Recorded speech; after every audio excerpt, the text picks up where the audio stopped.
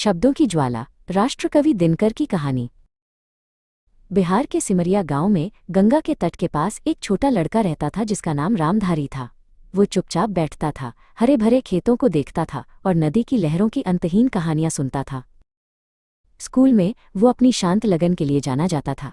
Master जी विद्यासागर ने गौर किया कि रामधारी की आंखें किताबों पर टिकी रहती थीं, मानो वो पन्नों के अंदर कोई छिपा हुआ खजाना खोज रहा हो। हवा में भारत माता की आज़ादी के लिए पुकार भरी थी।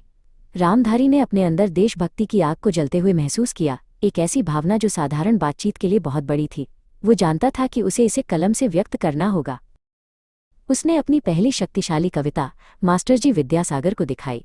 मास्टर जी ने उसे पढ़ा और उनकी आंखें गर्व से चमक उठीं। उन्होंने कहा, ये आवाज़ रामधारी सिर्फ तुम्हारी नहीं है, ये भोर की प्रतीक्षा कर रहे एक राष्ट्र की गर्जना है। रामधारी ने एक उपनाम कलम का नाम अपनाया। उसने सोचा, मेरी कविता को सुबह के सूरज की तरह उज्ज्वल और स्पष्ट रूप से चमकना चाहिए, जो न्याय के मार्ग को रोशन करे। और इस तरह उसने दिनकर नाम चुना, जिसका अर्थ है दिन बनाने वाला। दिनकर की कविताएं आग बन गईं। उन्होंने रश्मिरथी में कर्ण के शौर्य और कुरुक्षेत्र की दार्शनिक लड़ाइयों के बारे में बात की। उन्होंने साहस के महाकाव्य लिखे जिसने आम आदमी को जगाया।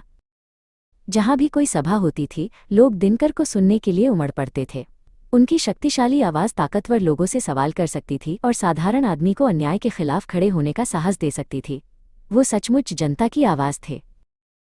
भारत को आज़ादी मिलने के बाद भी दिनकर के शब्द एक मशाल बन गए।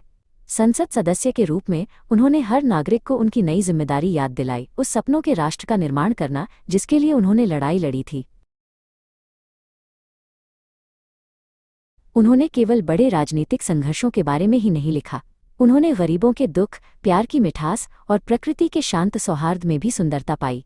उनकी कलम ने दिखाया कि एक सच्चा कवि जीवन के हर रंग को देखता है। राष्ट्रकवि दिनकर ने अपना जीवन ये साबित करने के लिए समर्पित कर दिया कि शब्द ही सच्चाई और न्याय के लिए सबसे मजबूत हथियार हैं। अब उनकी कविता केवल इतिहास नहीं है, यह एक नई आग के लिए इंतजार करती एक चिंगारी है। राष्ट्रकवि चले गए हैं, लेकिन आवाज़ बाकी है। उन्होंने तुम्हें कलम दे दी है और पन्ने कोरे हैं। क्या तुम अपने शब्दों का उपयोग एक शांतिपूर्ण पुल बनाने के लिए करोगे या किसी अन्याय के खिलाफ आग लगाने के लिए? आगे क्या लिखना है, यह चुनाव तुम्हारा है।